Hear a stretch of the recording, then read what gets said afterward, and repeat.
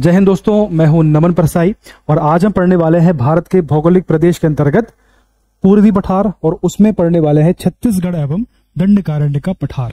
हमने पढ़ना शुरू किया है इंडियन ज्योग्राफी और उसका ये 30 लेक्चर है। इतने लेक्चर इससे पहले हो चुके हैं, सभी इंपॉर्टेंट है। एमपीपीएससी और बिहार पीएससी का एग्जाम काफी करीब है, उसके लिहाज से ये जो लेक्चर हम पढ़ रहे हैं काफी इंपॉर्टेंट है।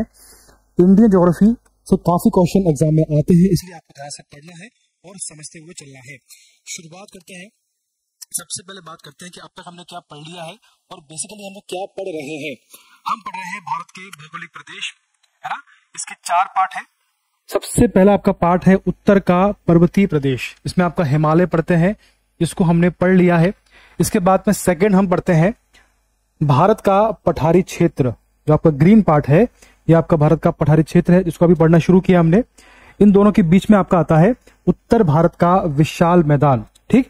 जो आपका 4th पार्ट है वो आपका है तटवर्ती मैदान एवं द्वीप समूह, अंडमान निकोबार और लक्षद्वीप। इस प्रकार से 4 पार्ट में बांटा गया है। हमने पहला पार्ट कंप्लीट कर लिया है, इसमें हमने हिमालय पढ़ा था। सेकंड पार्ट हमने पढ़ना शुरू किया है, इसका कुछ पार्ट हमने पढ़ लिया है और बहुत कुछ पार्ट बाकी है। ये आपका है भारत का पठारी क्षेत्र, इसके 5 पार्ट हैं। 5 पार्ट में इसको बांटा गया है। मैप में हमने हर बार समझा है, दोबारा समझते हैं। पहला आपका पार्ट है केंद्रीय उच्च भूमि, है ना। सेकंड पार्ट है पूर्वी पठार, फिर आपका आता है दक्कन का पठार, ये वाला पार्ट, है ना। इसके बाद में आपका आता है दक्षिण भारत के पर्वतीय क्षेत्र और 5वां आपका पार्ट है उत्तर पूर्वी पठार। इस प्रकार से 5 पार्ट में बांटा गया है ना। जो आपका पहला पार्ट है इसको हमने पढ़ लिया है, ये हमारा कंप्लीट हो चुका है। सेकंड आपका जो पार्ट है पूर्वी पठार, इसको हमने पढ़ना शुरू किया है, इसका 1 पार्ट हो चुका है, 2 पार्ट बाकी हैं। आज उनको हम समाप्त करने वाले हैं, पूरा करने वाले हैं। चलिए, तो हम बात करेंगे पूर्वी पठार के बारे में, यानी ये आपका जो पार्ट है मैप में आप देख पा रहे होंगे, ये आपका है पूर्वी पठार। इसको 3 पार्ट में बांटा गया है ना। डिस्कस किया था हमने। सबसे पहला आपका पार्ट था छोटा नागपुर का पठार। क्या था? छोटा नागपुर का पठार, ये आपका पहला पार्ट था, इसको हमने पढ़ लिया है। सेकंड पार्ट है, इसको आज हम डिस्कस करने वाले हैं, वो आपका है छत्तीसगढ़ का पठार, है ना। छत्तीसगढ़ का पठार। और थर्ड है जो आज हम पढ़ेंगे वो आपका है दंडकारण्य। क्या है? दंडकारण्य का पठार, दंडकारण्य का पठार, ठीक। तो ये हमारा पूरा हो चुका है। आज हम क्या पढ़ेंगे? छत्तीसगढ़ और दंडकारण्य। इसी क्षेत्र में ये दोनों पार्ट आते हैं, ठीक। चलिए, तो भारत के मैप में लोकेशन हमने समझ ली है कि हम क्या पढ़ने वाले हैं, उसकी लोकेशन कहां पर है। अब बात करेंगे जो हम पढ़ने वाले हैं उसका विस्तार क्या है। सबसे पहला आपका पार्ट है छत्तीसगढ़ का पठार, तो इसका विस्तार कहां पर है भारत के मैप में और कितने राज्यों में इसका विस्तार है वो समझते हैं। देखिए, यहां पर देखेंगे आप, ये आपका आता है छोटे नागपुर का पठार, ये आपका झारखंड वाला पार्ट है ना। इसके नीचे यहां पर आपका आता है छत्तीसगढ़ का पठार, यहां पर आपका आता है छत्तीसगढ़ का पठार, थोड़ा सा यहां पर है इधर, ये आपका है छत्तीसगढ़ का पठार। और फिर यहां पर आपका छत्तीसगढ़ है, यहां उड़ीसा है, तो 2 राज्यों में इसका विस्तार है। कहां पे? पहला आपका है छत्तीसगढ़ और दूसरा आंशिक रूप से थोड़ा सा ओडिशा में भी इसका विस्तार देखा गया है ना। आंशिक रूप से ओडिशा, ठीक। तो कभी आपसे क्वेश्चन आता है कि जो आपका छत्तीसगढ़ का पठार है कितने राज्यों में इसका विस्तार है, तो अभी 2 राज्यों में इसका विस्तार है, छत्तीसगढ़ और आंशिक रूप से ओडिशा में इसका विस्तार है, इसका फैलाव है, ठीक। चलिए, अब बात करते हैं, थोड़ा सा मैपिंग समझते हैं कि आसपास क्या है। देखिए, हमने समझा था इससे पहले कि यहां पर आपका छत्तीसगढ़ है, देख पा रहे, ये आपका जो है पूरा आपका छत्तीसगढ़ है। इसके लेफ्ट में यहां आपका जो है एमपी वाला पार्ट है ना। एमपी, यहां नीचे आपका महाराष्ट्र है, यहाँ आपका तेलंगाना, आंध्र प्रदेश, यहाँ पर उड़ीसा है ना। इस प्रकार से ऊपर झारखंड है। यहाँ पर आपका आता है छोटा नागपुर का पठार, जिसको हम डिस्कस किया है, ठीक। इसके बाद में यहाँ आपका आता है छत्तीसगढ़ का पठार, ये पूरा आपका जो है छत्तीसगढ़ का पठार है, ठीक। यहाँ आपका छत्तीसगढ़, यहाँ उड़ीसा है, 2 राज्यों में इसका विस्तार है। अब इसको आपको समझना है कि इसके आसपास क्या है। अब देखिए, यहाँ आपका जो है, यहाँ पे क्या है, यहाँ पर एमपी वाला पार्ट है, तो यहाँ पर आपका जो पूरे में यहाँ पर मैकाल श्रेणी है, यहाँ पर क्या है, यहाँ पे मैकाल श्रेणी है जो एमपी और छत्तीसगढ़ में फैली हुई है, ठीक। तो ये आपका जो छत्तीसगढ़ का पठार है, इसके लेफ्ट में क्या है, यहाँ पर मैकाल श्रेणी है, ठीक। इतना क्लियर है। इसके बाद देखें आप, यहां पर आपका उड़ीसा है, यहाँ आपका है दंडकारण्य का पठार। ठीक, तो आपका जो पठार है इसके उत्तर में क्या है, उत्तर में इसका है छोटा नागपुर का पठार। इसके लेफ्ट में क्या है, यहाँ पर मैकाल श्रेणी है। इसके दक्षिण में यहाँ पर आता है दंडकारण्य का पठार। इतना क्लियर है। और यहाँ देखें आप, अगर यहाँ रिवर की बात करें कि कौन कौन सी रिवर यहाँ बहती है वो भी समझे आप। देखिए यहाँ पर एक जो मेन रिवर है उसका नाम है महानदी। कौन सी है, महानदी यहाँ की जो मुख्य रिवर है, इस प्रकार से बहती है। और जो इसकी सहायक नदियां हैं वो कौन कौन सी हैं, शिवनाथ, अरपा और हसदो, मांदी। इस प्रकार से इसकी जो है सहायक नदियां हैं जो इस क्षेत्र में बहती हैं। इतना क्लियर है। चलिए, तो लोकेशन समझा हमने, थोड़ा सा मैपिंग करने का प्रयास किया। दोबारा पढ़ते हैं, है ना। क्वेश्चन बन जाता है कि यहाँ पे कौन कौन सी रिवर बहती हैं। अभी समझा हमने, महानदी मुख्य रिवर है, इसकी जो सहायक नदियां हैं शिवनाथ, हसदो और मांदी। मांदी जो है मांद, इस प्रकार से। ठीक, ये आपकी है कौन सी, महानदी। और यहाँ पे आपको जो है शिवनाथ है, ये हसदो है और मांद। इस प्रकार से इसकी जो 4-5 इसकी सहायक नदियां हैं, ये आपका बेसिकली महानदी का अपवाह तंत्र है। ये आपको क्लियर है। ये जो पूरा क्षेत्र है इसको बोलते हैं महानदी अपवाह तंत्र। क्या बोलते हैं, महानदी अपवाह तंत्र। ठीक, इसमें आपके जो मेन रिवर है वो महानदी है और जो इसकी सहायक नदियां हैं उससे मिलाकर बनता है महानदी अपवाह तंत्र। इतना क्लियर है। चलिए अब आगे समझते हैं, थोड़ा और बात करते हैं इस बारे में। अब धान का कटोरा, देखिए मैंने आपसे कहा कि चूंकि यहां पर, चूंकि इस क्षेत्र में, ये आपका जो पठारी क्षेत्र है यहाँ पर, ये वाला आपका देखिए, ये वाला, चूंकि इस क्षेत्र में बहुत सारी रिवर बहती है, इसलिए ये क्षेत्र काफी सिंचित क्षेत्र हो गया, है ना। काफी सारी रिवर यहाँ बहती है, महानदी है, शिवनाथ है, हसदो है, मांद है, तेल रिवर, इसलिए काफी सिंचित क्षेत्र है। इसलिए ये क्षेत्र काफी उपजाऊ है, उपजाऊ है। इसलिए जो है यहाँ पर धान सर्वाधिक मात्रा में होता है, काफी मात्रा में होता है। इसलिए जो है यहाँ पर इसको धान का कटोरा इसे कहा जाता है। चूंकि धान अधिक मात्रा में होता है इसलिए इसे धान का कटोरा कहा जाता है। उसके पीछे का लॉजिक है, समझ लिया आपने। कई सारी रिवर यहाँ बहती हैं, उससे ये क्षेत्र काफी उपजाऊ है। जो मिट्टी यहाँ पर है, काफी उपजाऊ मिट्टी यहाँ पर होती है, उसी कारण से धान यहाँ पर होता है, इसलिए इसे धान का कटोरा कहा जाता है। इतना आपको क्लियर है। चलिए, लॉजिक आपको समझना है कि क्यों कहा जाता है, इसके पीछे का लॉजिक है, तभी आपको कॉन्सेप्ट क्लियर हो पाएगा। ये थोड़ा बढ़ते हैं इसके बारे में। और जो आपकी महानदी बेसिन है ना, देखिए अभी मैंने आपसे कहा कि जो महानदी नदी है और इसका क्षेत्र जो है और जो इसकी सहायक नदियां हैं, इससे मिलाकर बनता है आपका महानदी बेसिन क्षेत्र, उसको बोला जाता है इस पूरे क्षेत्र को, है ना। मेन रिवर और जो उसकी सहायक नदियां हैं उससे मिलकर बनता है अपवाह तंत्र। तो जो मेन रिवर है यहाँ पर कौन सी है, महानदी है, और जो उसकी सहायक नदियां हैं उससे मिलाकर बनता है महानदी अपवाह तंत्र। और जो क्षेत्र में ये बहती है उसको बोलते हैं महानदी बेसिन, है ना। ये आपको जो बेसिन है, तो कोड़प्पा काल में चूना पत्थर एवं शैल का जमाव हुआ है। कोड़प्पा काल था, उस समय यहाँ पर इस क्षेत्र में आपका क्या हुआ है, चूना पत्थर और शैल का यहाँ पर जमाव हुआ है। ठीक, इसमें बोल रहे हैं। और जो आपका महानदी घाटी है, यानी जो आपकी महानदी वाला जो क्षेत्र है, वैली है, गोंडवाना क्रम की चट्टानें यहाँ पर पाई जाती है, जिनका निर्माण कार्बोनिफेरस युग में हुआ है। ठीक, देखो ये आपका क्षेत्र है, ये वाला देखो, ये आपका जो महानदी वाला पार्ट है, देख पा रहे हैं आप, ये आपकी महानदी वाला पार्ट है। यहां देखेंगे आप, ये आपको जो पार्ट है पूरा, ये आपका महानदी वैली है, घाटी है ना। ये आपका जो पार्ट है इसको बोलते हैं महानदी घाटी वाला क्षेत्र है, महानदी घाटी वाला क्षेत्र है ये। तो इसके बारे में क्या बोल रहे हैं लोग, इसके बारे में लिखा, महानदी घाटी में गोंडवाना क्रम की चट्टानें पाई जाती हैं, जिनका निर्माण कार्बोनिफेरस युग में हुआ है। और इन्हीं चट्टानों में, यानी इन्हीं क्षेत्र में, इन्हीं चट्टानों वाले क्षेत्र में यहाँ पर कोयला की बड़ी खानें हैं, यानी इसी क्षेत्र से कोयला प्राप्त होता है। इतना आपको क्लियर है ना। बेसिकली कहानी का सार यह है कि जो महानदी बेसिन वाला क्षेत्र है, यहाँ पर गोंडवाना क्रम की चट्टानें होती हैं और इन्हीं चट्टानों में कोयला की खान सर्वाधिक मात्रा में होती है। इसी क्षेत्र से कोयला प्राप्त किया जाता है। ठीक है, ये वाला क्षेत्र आपको, ये वाला क्लियर है। तो ये आपको पूरा छत्तीसगढ़ का मैप है। यहाँ पर आपका जो है गोंडवाना क्रम की चट्टानें, यहाँ पर आपको कोयला प्राप्त होता है। तो आपको कंफ्यूज नहीं होना है मैप के अकॉर्डिंग। ठीक, चलिए आगे समझते हैं, आगे बढ़ने का प्रयास करते हैं। अब बात करते हैं, चलिए तो अब तक हमने क्या पढ़ा, अब तक हमने छत्तीसगढ़ का पठार पढ़ लिया है। तो बेसिकली इसके 3 पार्ट थे। पहला पार्ट छोटा नागपुर का पठार हमने पढ़ लिया था, है ना। इसके बाद अभी हमने सेकंड पार्ट छत्तीसगढ़ का पठार भी समझ लिया है। लोकेशन क्या थी इसकी, कौन सी रिवर बहती है, कोयला कहाँ प्राप्त होता है, सब कुछ समझ लिया है। अब इसके बाद में जो आपका थर्ड पार्ट है जो आगे पढ़ेंगे हम लोग, वो आपका है दंडकारण्य का पठार। ठीक है, अब पढ़ने वाले हम लोग दंडकारण्य का पठार। ये आपको क्लियर है? चलिए अब इसको समझते हैं कि जो आपका दंडकारण्य है इसका विस्तार कहां से कहां तक है, कितने राज्यों में इसका विस्तार है। एमपी का मैप, सॉरी भारत का मैप आपके सामने होना चाहिए, तभी आपको कॉन्सेप्ट क्लियर होंगे। ये इंडिया का मैप है, यहां देखेंगे आप, यहां पर आपका एमपी है, यहां आपका झारखंड है ना, यहाँ आपका जो है बेसिकली यूपी, बिहार, झारखंड है, यहाँ पर आपका उड़ीसा वाला पार्ट है।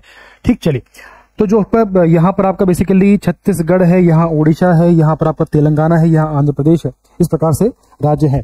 ठीक, तो क्वेश्चन बनता है कि कितने राज्यों में इसका विस्तार है, तो भैया लगभग 4 राज्यों में इसका विस्तार देखा गया है।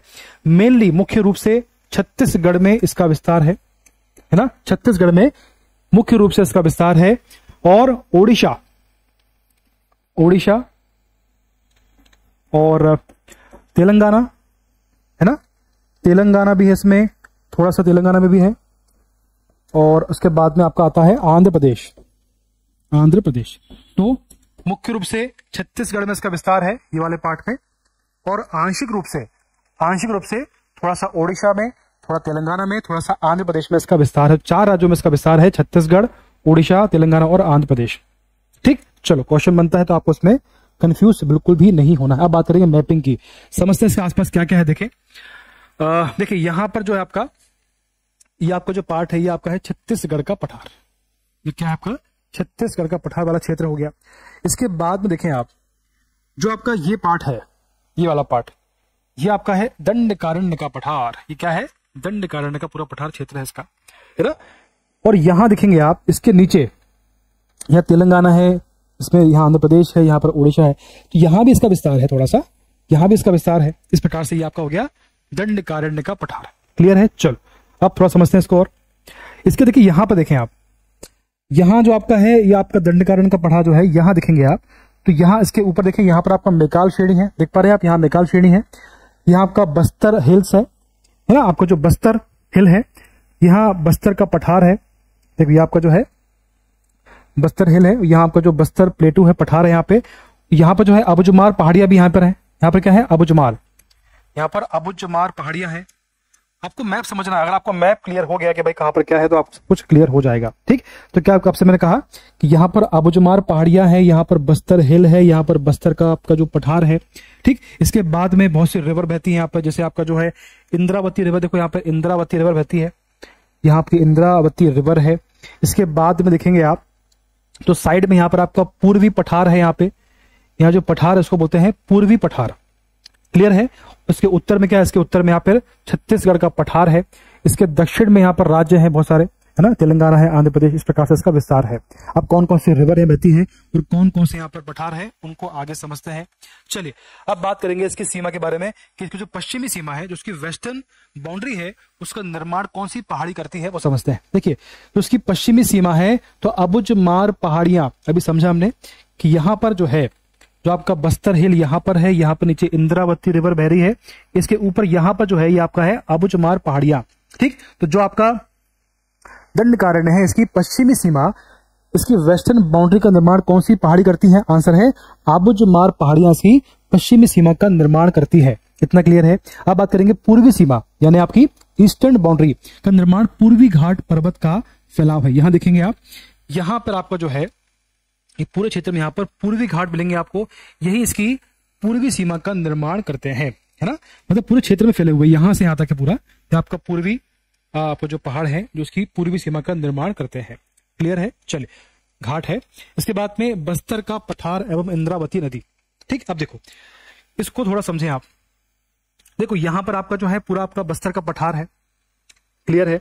अब यहां पर एक रिवर बहती है, इसका नाम है इंद्रावती रिवर, है ना, थोड़ा समझे जरा उसको। यहां आपसे मैंने क्या बोला, यहां आपका जो पूरा क्षेत्र, यहाँ आपका पूरा बस्तर का पठार है। इसके बाद में एक रिवर बहती है, इसका नाम है इंद्रावती रिवर। ठीक, तो इंद्रावती रिवर और जो उसकी सहायक नदियां हैं, उसके द्वारा इस क्षेत्र में बहुत सारी सकरी और गहरी घाटियों का निर्माण किया गया है। इससे ये पूरा क्षेत्र काफी ऊबड़ खाबड़ सा हो गया है ना, क्योंकि इस रिवर के द्वारा यहाँ पर सकरी और गहरी घाटियों का निर्माण किया गया है, इसलिए ये क्षेत्र काफी ऊबड़ खाबड़ सा हो गया है। तो क्वेश्चन बनता यह है, क्वेश्चन ये है कि क्षेत्र ऊबड़ खाबड़ क्यों है? ये क्षेत्र जो है यहाँ पर, ये क्षेत्र ऊबड़ खाबड़ क्यों है? तो क्यों, इसका कारण क्या है? जो इंद्रावती रिवर है और जो उसकी सहायक नदियां हैं उसके कारण ये क्षेत्र काफी उबड़ खाबड़ बन गया है। इतना क्लियर है? चलिए आगे समझते हैं। बैलाडीला क्षेत्र लौह अयस्क के लिए फेमस है। अब देखो यहाँ पे, यहाँ आपका क्षेत्र है ना, ये देखो आपको यहाँ पर मैं क्या बोला आपसे, मैंने बोला कि ये आपका यहाँ पर आपका बस्तर की पहाड़ी है, तो आपका बस्तर हिल्स है या बस्तर की पहाड़ी है। यहाँ पर जो आपका है, यहाँ पर आपका आबोचमार है। इतना क्लियर है? इसके बाद में यहाँ पर इंद्रावती रिवर बहती है, यहाँ तो क्लियर था। इसके बाद यहाँ पर देखें आप, ये वाला पार्ट, यहाँ पर आपको जो है ये आपका है बैलाडीला क्षेत्र। कौन सा है? बैलाडीला क्षेत्र है। यहीं पर जो है आपका लौह अयस्क सर्वाधिक मात्रा में पाया जाता है छत्तीसगढ़ में। क्लियर है? तो क्वेश्चन बनता है कि जो आपका बैलाडीला क्षेत्र है इसकी लोकेशन कहां पर है मैप में, और यहां से क्या प्राप्त होता है? यहां से भैया लौह अयस्क प्राप्त होता है। क्वेश्चन पूछा गया है एमपीपीएससी में और बिहार पीएससी में। क्लियर? चलो आगे समझते हैं, थोड़ा सा और पढ़ने का प्रयास करते हैं। अब क्वेश्चन आपका है, अब टॉपिक है जल विभाजक, है ना। पठार का मध्यवर्ती पहाड़ी क्षेत्र, यानी दंडकारण्य पठार का जो मध्यवर्ती पहाड़ी क्षेत्र है वो महानदी एवं गोदावरी अपवा तंत्र के मध्य जल विभाजक का कार्य करता है। अब सबसे पहले समझते हैं कि जो आपका दंडकारण्य का पठार है इसका मध्यवर्ती भाग कौन सा है। देखो ये इसका है, ये आपका पठार है पूरा, तो ये आपका जो पार्ट है ये इसका मध्यवर्ती भाग है। ठीक, अब बात करते हैं कि जो महानदी है इसका अपवा तंत्र कहां पर है, वो समझते हैं धीमे धीमे, फिर हमको सब कुछ क्लियर होगा। ये आपका जो है यहां से महानदी बह रही है ना, और जो इसकी सहायक नदियां हैं उस सबको मिला दिया जाए तो ये इसका अपवा तंत्र बन गया। इतना क्लियर है? ठीक, ये आपका है महानदी अपवा तंत्र। यहां बहती है गोदावरी नदी, यहां बहती है गोदावरी रिवर। ठीक, तो इन सब रिवर जो इसकी गोदावरी और जो इसकी सहायक नदियां हैं उनको मिला दिया जाए तो ये आपका बनेगा गोदावरी अपवा तंत्र। अब देखो, अब समझो बात को।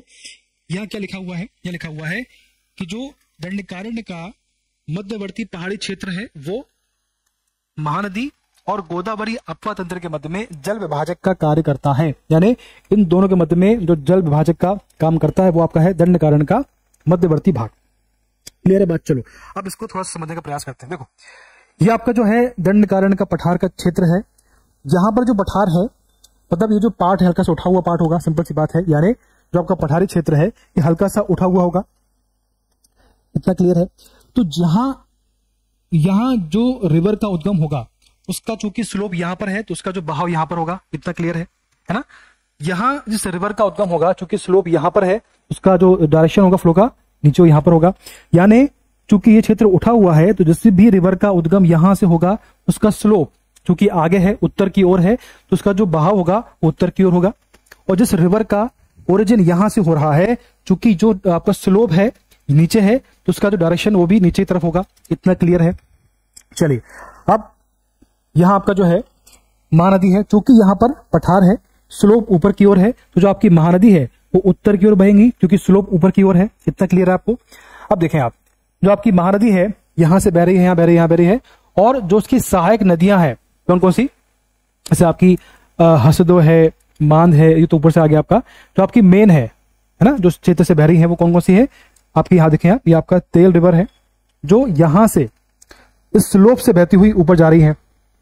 क्लियर है? चलो ये आपकी मेन रिवर महानदी है, यहाँ की जो तेल रिवर है वो इस क्षेत्र से जा रही है। यहाँ पठार है तो स्लोप ऊपर की ओर है, इसलिए जो है इस रिवर का फ्लो ऊपर की ओर है ना। चलिए नॉर्थ की ओर है। इसके बाद देखें यहाँ पर आपका जो ये आपका महानदी अपवा तंत्र हो गया। इसके बाद यहाँ जो गोदावरी रिवर है तो यहाँ से बहुत सी रिवर इस क्षेत्र से आती है। कौन कौन सी? एक तो आपकी मेन इंद्रावती रिवर है, ये यहाँ बहती हुई आपको जो बस्तर प्लेटू से बहती हुई दक्षिण में इसकी बाउंड्री में बहती हुई यहाँ पे जो है जो आपकी गोदावरी रिवर है इसे आकर मिल जाती है। क्लियर है? इसके बाद में दो रिवर और है, कौन कौन सी? यहाँ आपकी सबरी है, सबरी भी गोदावरी की सहायक नदी है। इस प्रकार से ये आपका बन गया गोदावरी अपवा तंत्र। ठीक, तो क्लियर है?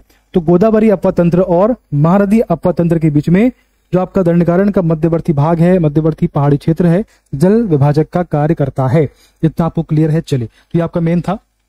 ठीक, तो आज हमने समझा है, और उसके बाद में एक टॉपिक और बच गया आपका दंडकारण्य जो क्षेत्र है, यहाँ पर काफी घने जंगल होते हैं, क्योंकि यहाँ पर काफी रिवर बहती है तो काफी घने जंगल यहाँ पर प्राप्त होते हैं, देखने को मिलता है। तो यहाँ पर सखुआ के वृक्ष सर्वाधिक मात्रा में होते हैं। क्या है? सखुआ के वृक्ष। ठीक, तो क्वेश्चन बनेगा कि सखुआ के वृक्ष कहाँ पर होते हैं, तो आंसर क्या होगा? दंडकारण्य क्षेत्र। चलिए, आपको क्लियर है? तो आज हमने क्या पढ़ा? आज हमने बेसिकली भारत का पठारी क्षेत्र के अंतर्गत हमने अब तक क्या पढ़ लिया है? हमने केंद्रीय उच्च भूमि खत्म कर लिया है, केंद्रीय उच्च भूमि पढ़ लिया है। इसके बाद में सेकंड जो हमारा पार्ट था वो आपका था पूर्वी पठार। तो पूर्वी पठार भी हमने आज खत्म कर लिया है। इसके बाद हम पढ़ने वाले हैं दक्कन का पठार। इसके बाद जो आपका लेक्चर होगा उसमें हम डिस्कस करने वाले हैं। जितने भी लेक्चर इसके बाद होने वाले सब इंपॉर्टेंट है। बिहार पीएससी, एमपी पीएससी में क्वेश्चन बन जाते हैं, तो आपको ध्यान से पढ़ना है इसको और इसमें कंफ्यूज नहीं होना है। पूरा पढ़ना आपको मैप के माध्यम से ही है, तभी आपके कॉन्सेप्ट क्लियर हो पाएंगे। ठीक, धन्यवाद, बेस्ट ऑफ लक, पढ़ते रहिए, धन्यवाद।